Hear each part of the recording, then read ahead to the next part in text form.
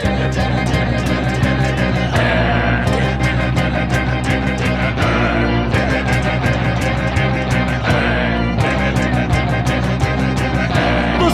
not a party's a man who fights crime, and we're gonna watch him fight for a minute at a time with John and Niall, and I guess you just rhyme with Bat Minutes.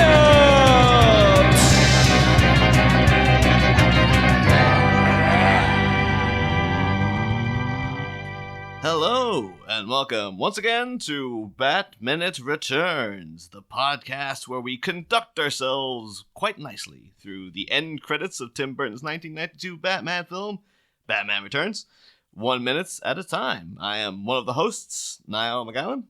And his fellow master of the credits. It is I, John Parker. Well, have we mastered them already? I didn't realize. I was like, we have. I thought we were still stumbling our way through these things. I'm like, oh, okay, let's hope for the best. No, we are masters of our domain. Yeah, and it's actually, for the final week, it's just me and John this time. No guests this week. It's down to the skeleton crew, as it were. We couldn't be bothered with you loser guests. I was like, finally we have an excuse to not have them on anymore. We're free. It's back to Bat Minute Classic, as it was at the beginning of the first movie. Oh, let's release a show on the side where we do it all again, just with no guests this time. Bat Minute Classic. Just be like, oh, remember when the guest said this in that 1 minute? No, I joke. We love all of our guests. Thank you, everybody, for joining us all season long. Yeah, but yeah. I mean, we need the formality of it because it is just in the midst of the end credits. This is minute 124, and it begins with the credit for the conductor, Jonathan Schaefer, and it ends a minute later with a whole bunch of other names because it has that annoying thing because the writing's going so slowly. It's like you're seeing a bunch of things on screen at the same time. So it's like, should have said ends on this name? I forget. It ends on a name. What's in a name, really? You know? It does end with one of my favorite names, like, ever. Though. Oh, let's hurry up and get straight to it then. But yeah, I mean, like the first name we have here is Jonathan Schaefer, who was the conductor, whereas like Steve Bartek and of course Danny Elfman wrote and created the score. I guess the guy who was actually standing there conducting while the orchestra was performing it. Yeah, and he caught my eye because he spells Jonathan really weirdly. Since I'm a Jonathan, why is there an O at the end? Oh, that didn't go. Okay, maybe because I'm not the Jonathan. I was just like, oh, yeah, I didn't really pick up on that. It's like I've seen your name on Facebook spelt weird for long enough that these things are just like, oh, it just doesn't even faze me anymore. Like, spell it whatever way you want. Put an H at the start. Put like a B at the end. Go ahead, do whatever you want. You know. No, I'm a Jonathan purist. Despite spelling it wrong myself, deliberately. You're a goddamn hypocrite is what you are, John. No, it's for Facebook purposes and the humour of it. But, you know, there wasn't Facebook back when this came out, so he has no excuses. But he's great, though. Yeah. But that's the weird thing. Like, looking into him, like, oh, what's he going to have done? It seems like he's actually, like, a big deal. Oh, yeah. Because it's like, yeah, he's like, if you look him up, maybe, to be fair, maybe his people wrote all this. But it's like, yeah, they, like, tout him as being like one of the premier conductors in all of New York City and stuff like that. Apparently, he founded the EOS Orchestra, which apparently, again, is a big deal in New York. And I really was hoping you were going to say the Electric Light Orchestra. I was just like, yeah, this guy wrote Mr. Blue Sky, and him and Jeff Lynne, of course, went on to make that War of the Worlds movie. Little known fact. But those guys such a big deal that he actually has an article written about him in NY Cubed about his decor of his apartment. Which is like, I remember it was like an episode of Frasier where like that's a thing that he really wanted to happen. So I was like, I guess if you're like a big wig in high society, this is like a thing that you want to happen. And I guess like, yeah, big time New York conductor would have that happen. I was like, yes, come in and look at the things I have. Was that like the posh person's version of MTV Cribs? I guess so, yeah. Because like I did actually have a nosy too. It's like, I wonder if he has anything interesting. And he does have over. Well, it's one of those ones too. Like you're looking at it, and it's like a coffee table with a suggestively opened book just lying there. It's like, yes, that's where I do my readings. Like, you've never touched that book before. Oh, you Jonathan. you came round just as I was doing some research on a topic I am most interested in. Yes. Like, oh, by Jove, I didn't see you come in. But behind that, he has this very weird painting, which is like, it's just got a whole bunch of crap going on it. It's like, at the center of it, it's what looks like Louise Brooks, like silent movie star Louise Brooks, in like a crop top and army fatigues, holding an AK-47 over her head, beside a guy in a cowboy hat who's offering her like a beer or something. There's like all these kind of vampy looking, like early 50s kind of dressed women, like standing with like cherubs hugging them. There's a random woman who might be Lucille Ball hoovering up the leaves in the background. And there's like just cupids and stuff flying all over the place. It's just like, what the hell is this? It's like, sounds amazing. I mean, it does. It's well painted. I'll give him that. I don't know if he painted it or what the hell was going on, but it was eye catching. Was it eye catching enough to be warranted an entire page spread in the NY Cubed magazine? It's only time will tell. I think it's been long enough for time to tell us. Oh well, it's been a while. It didn't warrant it then. What are you talking about? We've all heard of this. Yeah, I think unless you have like a friggin' giant golden throne or something, I don't want to see your apartment. Like, I'm saying, I'll come in, like I'll happily wander through it myself at a party and just be like, oh, have a little nosy. But I don't want to be formally shown anything. I can't stand that when you go to someone's and they insist on giving you the tour. It's like, no, not in a nasty way, but I'm not really interested. Unless you've got something really like, I've got a friggin' a live working lightsaber or something up the stairs. Then I'll go see that. But I don't even care about the room it's in. Like, unless it's just literally like the Emperor's throne room or something. I've completely rebuilt that. Well, then I'll be on board. But as you know, that, my living room is an exact replica of Snoke's throne room. Oh yeah. It's a bit of an eyesore with the red screens behind the whole time. But yeah, it does burn the old retinas. Yeah, it's just constant. It's like after like been in there for 2 hours, you're like, I don't even think I'm ever going to see straight again. It's just like one of us part of Snoke's technique. He's just like, this will really freak her out. It's just like, bring her in, turn on the red screens. Well, it bloody worked. It was freaky. It was creepy. It was weird. Yeah. But speaking of freaky and creepy and weird, right? I looked into this guy too, and I looked at what movies he worked on. Yeah. A couple of them were, well, one or two of them were a bit creepy and weird. He did Alien 3. Oh, nice. Which is, I like Alien 3. I know it's controversial, but I enjoy Alien 3 quite a lot. Yeah, I do remember the music being very, very, actually very creepy and atmospheric at the beginning. I can't remember what the formal title of the piece was, but I remember it opened with a song that had that Agnus Dei. If Chrysanthi Tan were here, she'd be able to tell you exactly what all that was. God damn it, we had her on for the wrong minute. Yeah. No. Next time this guy comes up, we'll bring her in. Yeah, well, he will come up again because he's on the next 2 Batman movies as well. Oh, well, perfect. There you go. There you go. A couple more movies he worked on. It's these are the ones that I picked out as the biggest movies, right? This is why I'm not dissing him. He could be the greatest composer of all time, but I don't think he's as big a name as they're suggesting. Because he's done the next 2 Batmans, Alien 3, Highlander 2. Yeah.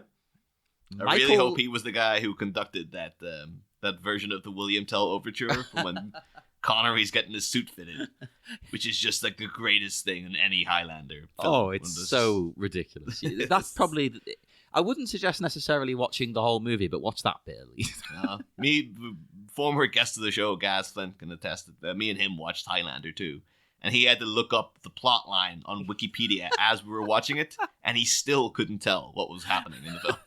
I don't think anyone to this day could tell you what's going on.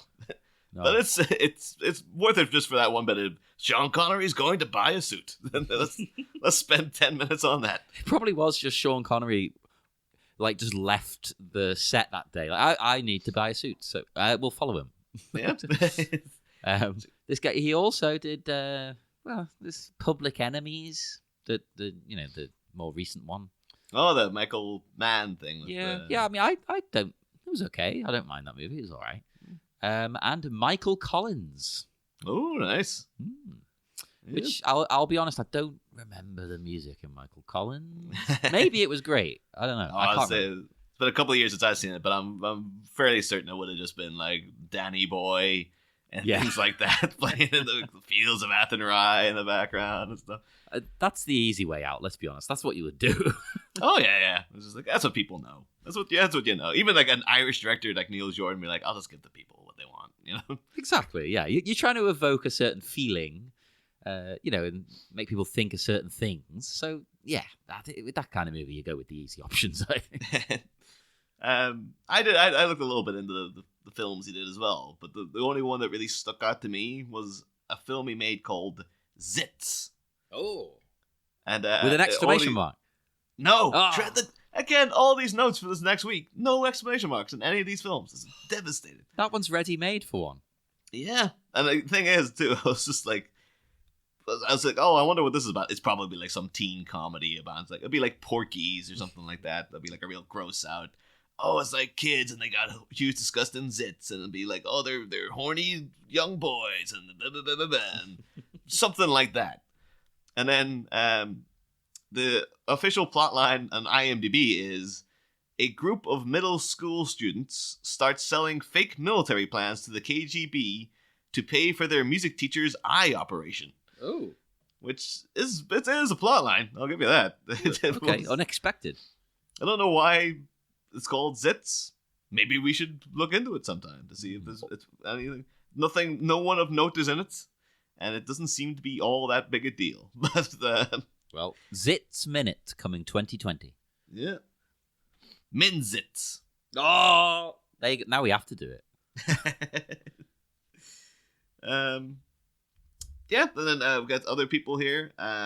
We've got the main title sequencer. There's a fellow called Robert Dawson, who, I guess, has come under fire on the show, not from us, but from whoever that guy who wrote that review was, who was giving out about it being in Times New Roman. It's like, oh, so I guess he's thinking poor Robert Dawson's been slacking on the job. But I mean, it was a bold choice. It was. Yeah. It was interesting. I do actually, as lazy as it is on first appearance, I've thought about it some more now, and I actually think it does fit the tone of the film. It's a classic look. So I don't know. I'm in the middle. I can't decide if I like it or hate it. I've just never had any beef with it. I don't understand why anyone would. But Robert Dawson, he's got about though. Like I don't think that scathing review held him back any, because he made his debut on Repo Man, which is of course like classic open credit sequence involved in that good old fashioned hardcore Iggy Pop song playing over the opening credits of that, and really sets the tone for that movie. He also did Ghoulies, Reanimator, Puppet Master. Point Break, of course. We've had the hosts of Point Break Minute. Holy crap, this is a cool list already. Yeah, Cool Runnings. Oh yes, yeah. I'm surprised nobody's done a Cool Runnings Minute yet. Oh, give him time. Clueless, Con Air, Mystery Men. So I had to make sure to mention that for Dave Palace, because otherwise he'll give out that we don't mention. No, we should have deliberately not mentioned it. Delete any references to Mystery Men. The Spy Who Shagged Me, and all Tim Burton movies after this one up to Alice in Wonderland. And then I think after that, he must have retired. No, that finished him off. I can't go on. But it's that's the thing though. Like, I wasn't too sure to mention while we're doing the last minutes of the Tim Burton movie. But because I felt like I have to watch this before we're done with the show. Last week I did watch Tim Burton's Dumbo, and I absolutely hated it. God, I still haven't seen it. It's absolutely just awful. Like, I remember at one point, like, I think I posted it in the listeners' cave. I was like, I'm 55 minutes in, and I'm stunned to see that there's an hour left. Oh, I was like stunned and disappointed to be like, I have to sit here for another hour. I was going to suggest we review it in the hiatus. Oh, no, I never want to look at that thing again. Like, it's just everything about it. Like, it's even the good bits, which are like, you know, the set design and the costumes. Like, Eva Green, just every time you see her, she just look amazing clothes on, fantastically coiffed hair and stuff. You got, Michael Keaton's wig in it, and Keaton himself is really, he's chewing the scenery, having a grand old time. But it's just that everything surrounding him is terrible. Like, it's just absolutely just pointless. It's just a confusing message to it, too. Like, I don't want to get into it too much for, I guess, people who haven't seen it, who might want to know, who might not want to be spoiled, even though I'm telling you, don't ever watch this thing. But like the basic premise is like, okay, so you have your plot of Dumbo, where it's like, there's a circus run, like a low rent, mom and pop circus kind of vibe. Yeah. There's Danny DeVito. He seems to be a curmudgeonly old git in them, though. Like, you get the idea that there's a kind of slightly family-esque vibe between some of the other circus performers, where you have like we call him Chatter Lal from Temple of Doom's there. Oh yes. And because he played Dalsum in the Street Fighter movie too. It's like, I really hope his act is that he stretches out his limbs or something. That'd be... Was it? No. No. You think I can imagine it probably bugged some people. Like, he's just, because he's an Indian guy, so of course he's the snake charmer. Like, that's that's got to be his part. But yeah, there's barely any dialogue for the rest of them though. So you get the slight vibe that they're supposed to be like a kind of family unit, but DeVito's this grumpy old git.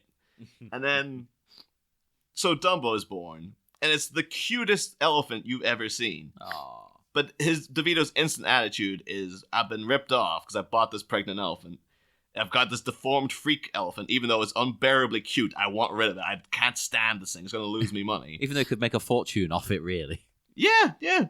And he's just like, get rid of its mother. Just get rid of her. And I guess I'll dress him up as a clown or something, and that'll be his act. And then, so DeVito himself is separating Dumbo from his mother. Then Michael Keaton comes in, and he is blatantly playing Walt Disney. Like, that's his whole... And his whole thing is like, you come join... Well, in the interim, they find out that Dumbo can fly. And it's got this weird thing where, like, Thandie Newton's daughter's in it. But I couldn't tell if her character was supposed to be, like, on the spectrum, or if she's just a terrible actress. Because she's so unemotive in it. And you're just like, I don't know if they're going for, like, oh yeah, she's on the spectrum. She's, slightly autistic in some way. But they never say that. But it's just like, oh, it could be. Like, no, she's just a terrible actor. Well, like, maybe you're supposed to infer that. I don't think it's offensive, Yeah. It's bad, though, because it's like, she's about 10 as well. So it's like, it could be, this is nepotism at its finest. Where it's like, Thandie Newton's like, get my daughter a job. She wants to act. Well, it wouldn't be the first time. Godfather 3. Yeah, of course, yeah. But yeah, so then Keaton comes in, he's like, I want this flying elephant. And then, come join your circus with my theme park, which is blatantly Disneyland. And then at the end, it's like, Dumbo, it turns out Dumbo's mother's there. And then so he's like, oh yeah, Dumbo's really happy, but he got distracted during one performance because he heard his mother. So Keaton's like, get rid of his mother. Like, go get rid of her, kill her, or whatever you have to do. And then it becomes a whole big thing where like Colin Farrell and DeVito and all join forces to help save Dumbo's mother and Dumbo. Oh. And you're like, but DeVito sent Dumbo's mother away as well. Like, so he realized the error of his ways. The thing at the end, then again, major spoilers. They end up burning down Disneyland, and then DeVito just makes his own version of it. And it's like, so you've just become the thing. You already were just as bad as him, and then you just decided like, okay, I guess I was wrong. So, I shouldn't have done that. But now I've also just made my circus into the same thing that he already had going, basically. And it's weird because it's a Disney movie. So it's Tim Burton critiquing Disney and his commodification of like folk tales and stuff, I guess, or like lower rent artists, co-opting them and then making them churn out, I guess, just like homogenized crap. I guess that's what he's going for. But he himself has been co-opted by Disney and has churned out this multi-million-dollar pointless garbage. Oh, no. And you're just like, is he trying to take down the system from inside? Or like, is he just a big hypocrite? Or is he just like, is this a cry for help? He's just like, I know I'm stuck in the system and I can't do anything about it. That's damn you bound to have money. You don't have to work for Disney. You could just go and make your own movie. I'm pretty sure some other production company be like, oh, Tim Burton wants to make something for, a couple of million. Yeah, go ahead, give him the money, see what he wants to do. But I just didn't get what the point of it was. Because it's just like a guy going, this is what I do now, I guess. much at the end, much like Danny DeVito, I guess, like, yeah, I hate that other guy, but I guess I've just kind of become him now, even though I guess I learned the error of my ways, but I'm still here doing the thing. And it's like, what was the point of this? Like, it didn't make any damn sense. So that sounds weird. You're making me want to watch it more, though. This is failing. It's backfiring. Well, I wholeheartedly encourage you to never watch it. Just go and find like production stills of like Eva Green's costumes. And actually, weirdly enough, the best bit in it was them going into Disneyland, because everything in there, or whatever they call it in the movie, but it's blatantly Disneyland. Everything in there looks amazing. Like, it looks like this would be, if you went to it in real life, you'd be like, holy crap, this place is incredible. So I didn't get why it was supposed to be so evil. Because it's like, well, it looks like Tim Burton land in Overdrive, really. So I don't know, again, what you're going for, Tim. Like, it was just a big waste of time. But so, yeah, as we come to the end of the Burton era, the only Tim Burton movie released, as we've covered his two films, is potentially the worst film he's ever made, I'd say. Oh, no. We're always hoping with each new release, he's back on form. Yeah, because it would be all right as if it was funny, but it's not funny. It's just as schmaltzy as I felt like I feared it was going to be, and it just doesn't. It's so boring. Like, it's just, it was really, really dreadful. So, no. Two thumbs down from me. Oh God, 3 thumbs down. You need to add an extra thumb. It's that bad. John, this gets my worst review ever. 7 thumbs up. I have a habit of doing that on, like apps where you rate movies and books and things. If it's out of 5, let's use that as an example. I feel bad giving it anything below a 4. Yeah. And if it's out of 10, anything below a 7, I'm like, well, 7's kind of average, even though realistically 5 should be average. Like, I've got to think now, since we started doing the show, of like, if I've got like a YouTube channel that I subscribed to ages ago, but I've turned off the content, I'm like, oh no, this is terrible now. I can't bring myself to unsubscribe because I'm like, well, we are now part of a thing where we like people subscribing to us. Yeah. I would feel bad as like a fellow creator, I guess, being like, oh no, I turn my back on you. It's like, I'll keep the subscription there at least, but I just won't watch it anymore because I feel bad unsubscribing. I do the same thing. I don't want to make them sad. Oh. There's like some of the times when I see like our Twitter followers have gone down. I'm like, what happened? Not really. It's probably like a bot that disappeared. Yeah, 99% of the time it's some weird bot that followed us for 5 minutes. But anyway. Oh yeah, back to the credits. Batman credits. I picked one out here. I assumed it was a woman at first, but no, it's a man. Shannon Shea, who worked in the art department, and they worked for Stan Winston Studios. Oh, nice. Yeah, they're another one who it's phenomenal. Like they worked on this Terminator 2, Predator, nice, Jurassic Park. Uh-huh. So basically, this guy helped make my childhood awesome.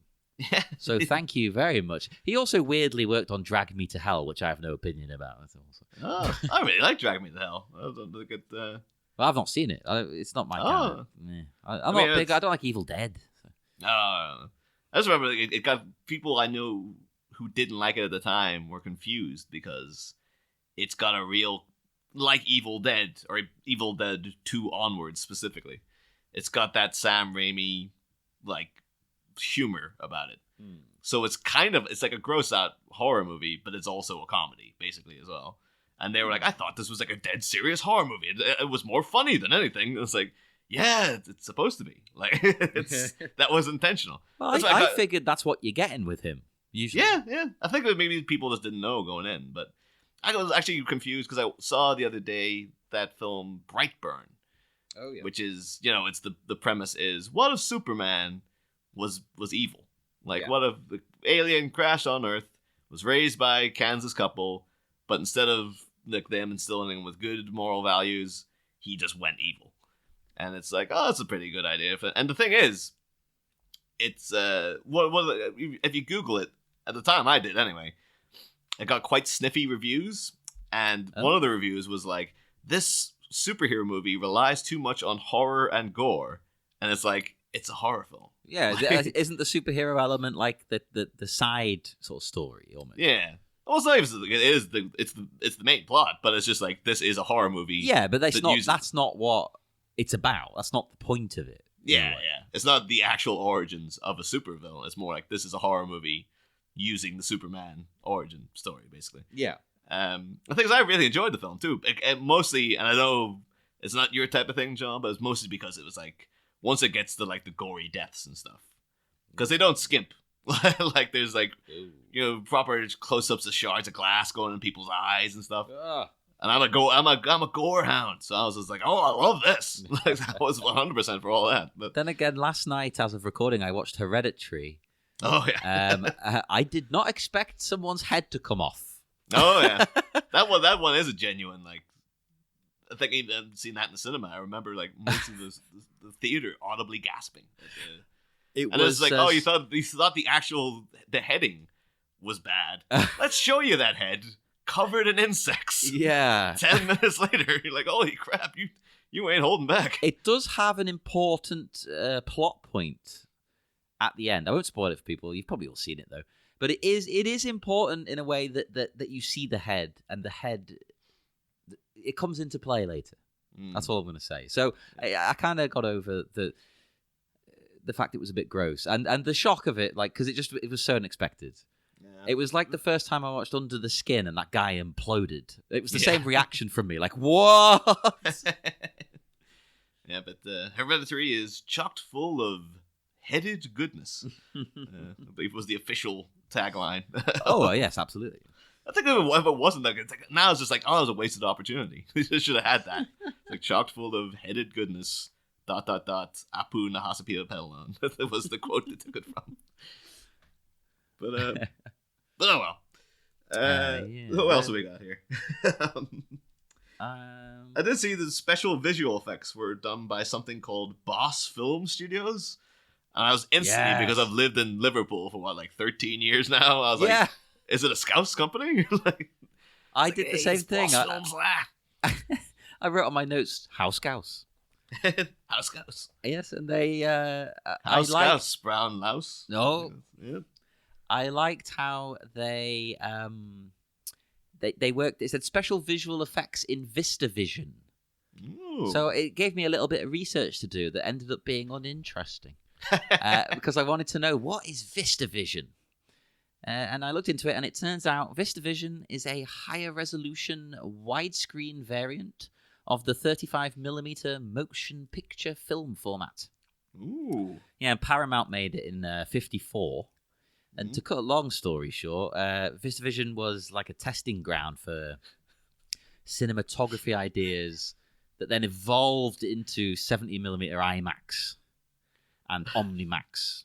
So, it came about as a need to compete with television, basically. Like they thought TV was going to kill the cinema. Like, why would people go to the cinema? So they came up with this. It's basically the precursor to IMAX, like a bigger screen, bigger picture. Yeah. It's just, like, anytime anyone says long story short now, it's ruined for me by that episode, like that Simpsons thing of like grandpa talking and them and like, anyway, long story short is a phrase whose origins are both long and boring. Oh my god, I should have done that. Why didn't I do that? Oh, god damn it. I do try to work that into it. But the thing is, it's quite a mouthful of a quote So every time I'm saying it in actual conversation with people, you have to be very careful that you get it out correctly because it's so easy to fumble on that. Oh, God. Oh, and I've realised we've skipped over something. Oh. Right? Now, I said my favourite name comes at the end of the minute. It doesn't. It comes halfway through the minute. Oh my, what a twist! I know, big twist, big twist. It's just me being stupid, really. It is the production coordinator, Tara Mini Crosito. Ooh. I just thought that was a cool name. That's why I picked them. I was like, I like that name. What did they work on?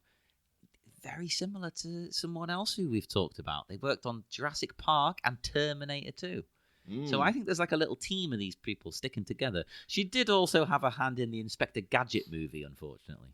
I mean, but if they're anything to do with Stan Winston's studio, I imagine it will all be like, yeah, we're just the same people throughout the 90s. And anything that studio worked on, these people would have worked on. Well, she's not listed as being part of that specifically, I don't think. Oh. But that doesn't mean they're not like a division underneath. There's all this hierarchy to these teams, and a lot of them seem to Terminator 2, Jurassic Park. It's a theme that's going to keep coming up.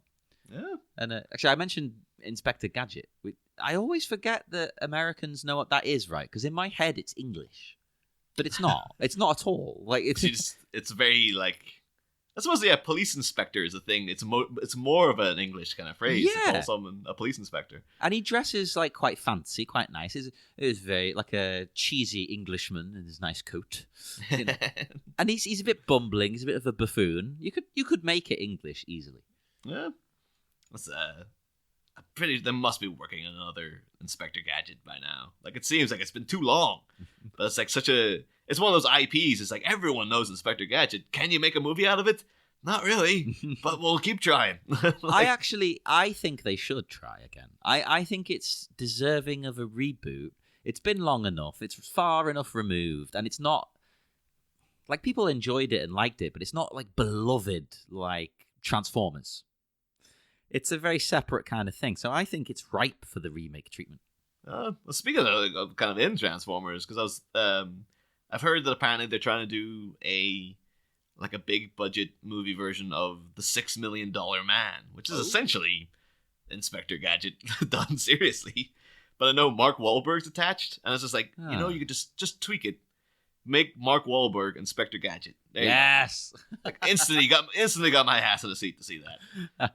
Plus the $6 Million Man, they'd have to change the name because nowadays that wouldn't rebuild a man. Yeah, it's like $6 billion maybe. Yeah, it's like Dr. Evil was the production guy. Man. The $6 Million Man. Like, He'll buy a leg. That's not that impressive, Yeah. I've got an extension put in my house. It was like 10 million. It's like, oh, all right. Yeah, I'm pretty sure that wouldn't really go very far. Although it would be funny because you could have like Elon Musk helping to rebuild him. It'd be like $6 Million Man with Elon Musk guest starring. Mark Wahlberg is Inspector Gadget. Yes.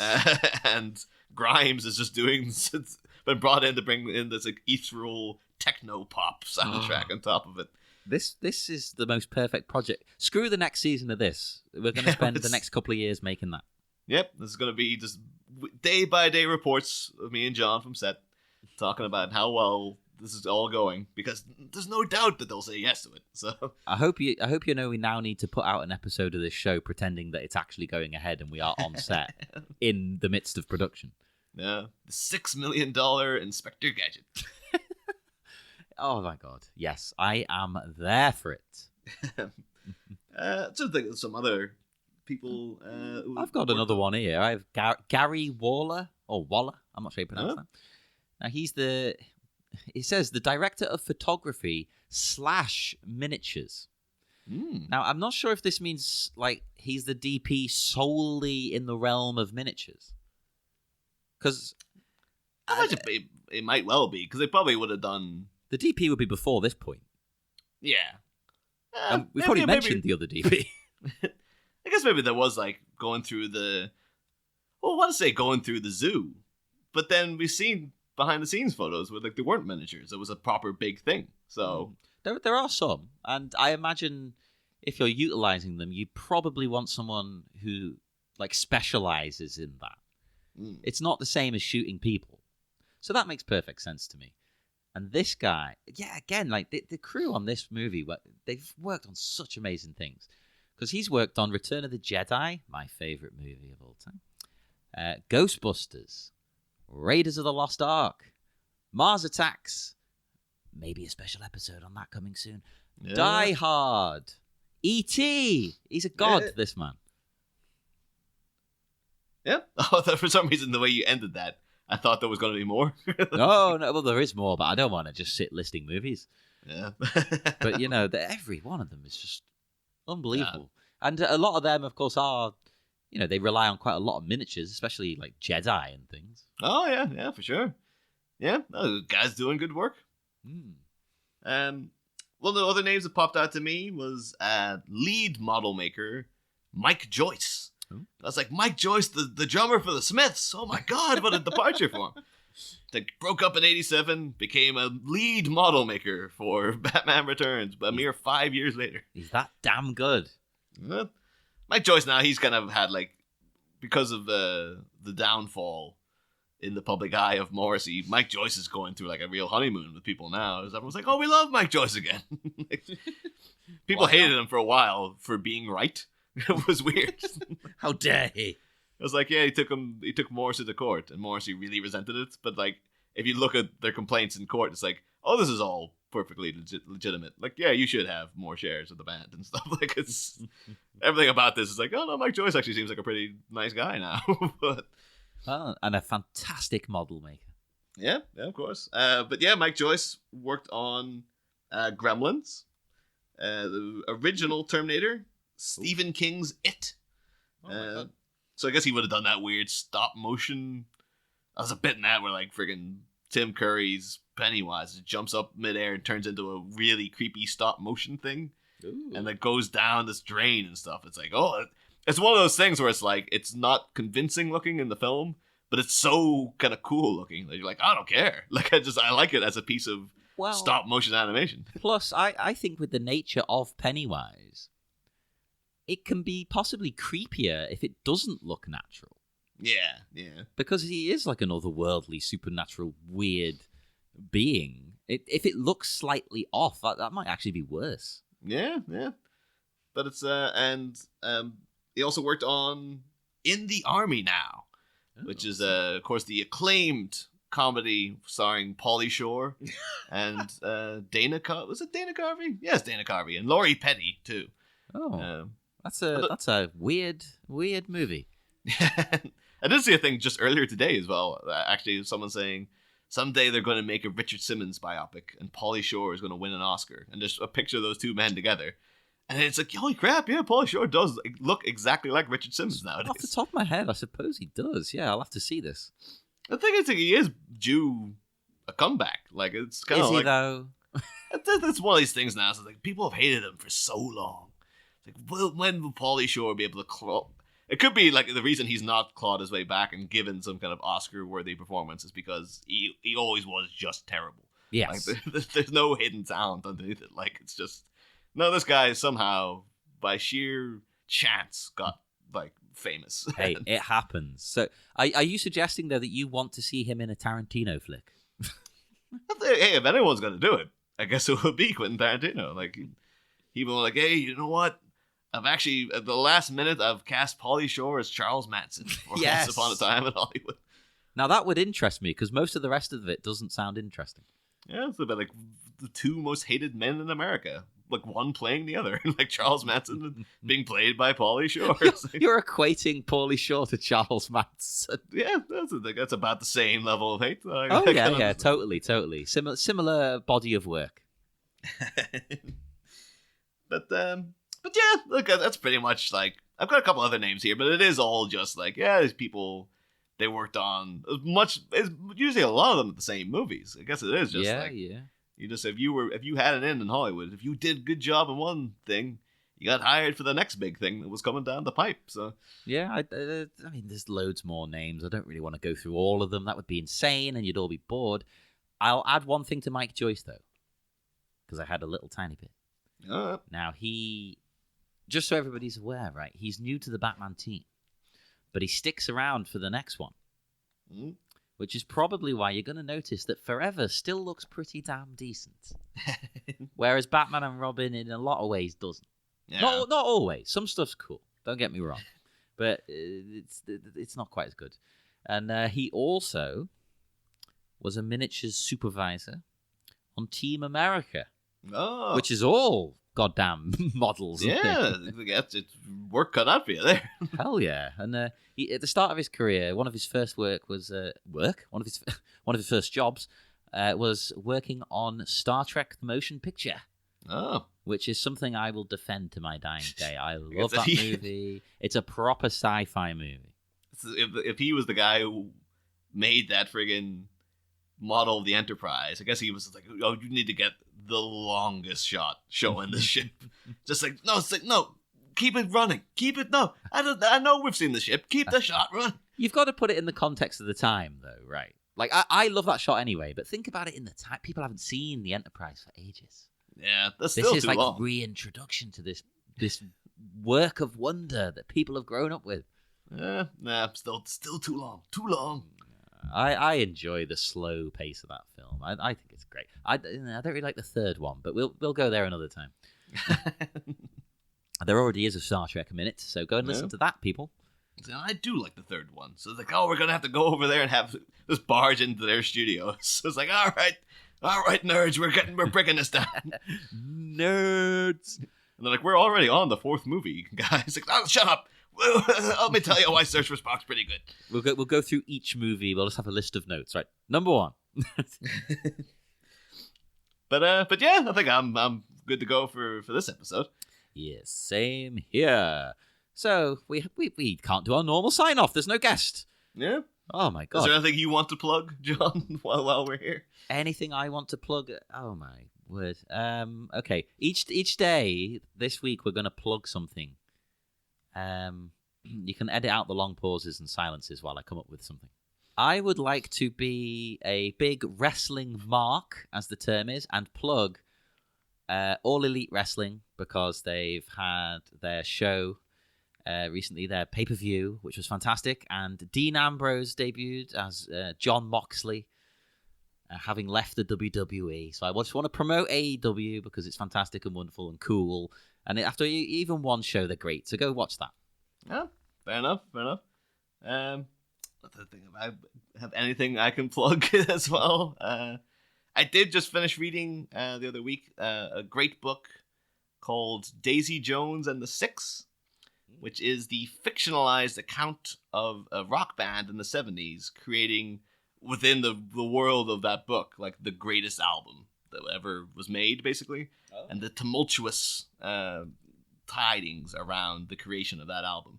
And it's written by a lady called Taylor Jenkins Reid. And it's just really good. It's really well-drawn characters. Like, actually, as the book ends, you are just disappointed. Like, oh, I just enjoyed spending time with these people. Even though they're not necessarily even the most likable of people as well. But they don't have to be. No. And it's I just thought that was a really, really terrific book. I understand it's quite a big seller at the minute too. Like, it was so people might well have already heard of it. But if you're into something like say like Almost Famous or something like that, it's in the same kind of vein. So I would advise people to leap on that while you can. I also understand apparently they're making a TV show of it that's been produced by Reese Witherspoon. But I don't think she's going to be in it because I don't think she would suit any of the characters in it because she's like kind of... They're supposed to be all people who are like in their early 20s and stuff. So she could be like a bit part. I think that would be a bit distracting. It's just like out of nowhere. It's like, hey, it's Reese Witherspoon for 2 seconds. But hey, it's happened before, so you never know. Yeah. It's not unheard of. Yeah. But yeah, I'm good to go. Yes, we will head off into the dark, dark night. And in the meantime, if you want to chat to us, we're on Facebook at the Bat Minute Listeners Cave. And we're on Twitter at, you guessed it, Bat Minute. Who'd have thunk it? Original or what? And join us again on Wednesday for more lovely, lovely fun and games as we near the end of this wonderful movie. See you then. Next time, Model Citizens. Our Minuteers are shrunk down to size as they mull over the makers of all things miniaturized. But as they get a key grip on more credits that roll, will they discover for whom James Belkin tolls? Find out Wednesday, same Bat Pod, different Bat Minute.